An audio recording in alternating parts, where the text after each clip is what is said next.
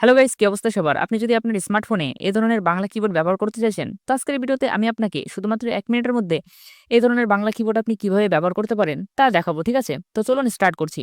তো বাংলা কিবোর্ড ব্যবহার করার জন্য আপনাকে ১ম এ আপনার কিবোর্ডের সেটিংস অপশনটিতে ক্লিক করতে হবে। দেন তারপর কিছুটা এই ধরনের ইন্টারফেস আসবে। তারপর এখান থেকে আপনাকে ল্যাঙ্গুয়েজের এই অপশনটিতে ক্লিক করে দিতে হবে। ঠিক আছে? তারপর কিছুটা এই ধরনের ইন্টারফেস আসবে।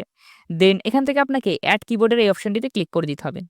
তারপর কিছুটা এই ধরনের ইন্টারফেস আসবে। তো বাংলা কিবোর্ড এড করার জন্য মানে বাংলা কিবোর্ড ব্যবহার করার জন্য আপনাকে এখান থেকে সার্চ ল্যাঙ্গুয়েজ এ ক্লিক করতে হবে। ক্লিক করে এখানে আপনাকে বাংলা সার্চ করতে হবে। ঠিক আছে?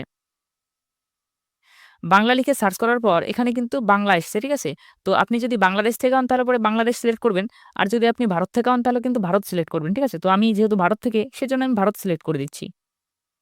তারপর কিছুটা এই ধরনের ইন্টারফেস আসবে। তো এখানে আপনি দেখতে পাচ্ছেন অনেক রকমের কিন্তু অপশন এসছে। ঠিক আছে? তো ফার্স্টে যে অপশনটি দেখতে পাচ্ছেন এটি হচ্ছে ইংলিশ লিখলে পরে আপনার বাংলায় টাইপ হবে। ঠিক আছে?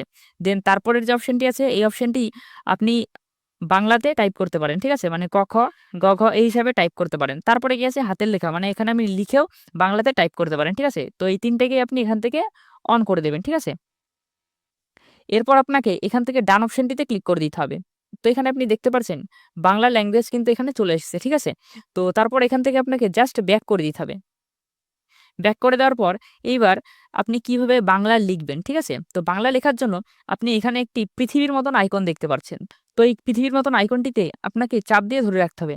দেন তারপর কিছুটা এ ধরনের ইন্টারফেস আসবে, ঠিক আছে? তো এখানে ফার্স্টেই দেখতে পাচ্ছেন আপনি যে এবিসিডি মানে আপনি এবিসিডির থ্রুতেও কিন্তু আপনি বাংলা লিখতে পারেন। দেন এখানে আপনি বাংলাতেও বাংলা লিখতে পারেন মানে এরকম অক্ষর হিসাবে বাংলা লিখতে পারেন। আর তারপর এখানে গিয়েছে হাতের লেখা। মানে এখানে আপনি হাতে লিখেও কিন্তু এখানে দেখতে পাচ্ছেন ক লিখলাম, ক চলে আসলো। তো আপনি এখানে হাতে লিখেও কিন্তু আপনার বাংলা লেখাটি কিন্তু লিখতে পারেন। ঠিক আছে?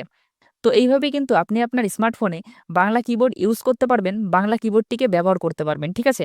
তো আজকের এই ভিডিওটি যদি আপনাদের একটু হেল্পফুল মনে হয়, তাহলে ভিডিওটিতে কিন্তু একটি লাইক অবশ্যই করে দিবেন। ঠিক আছে?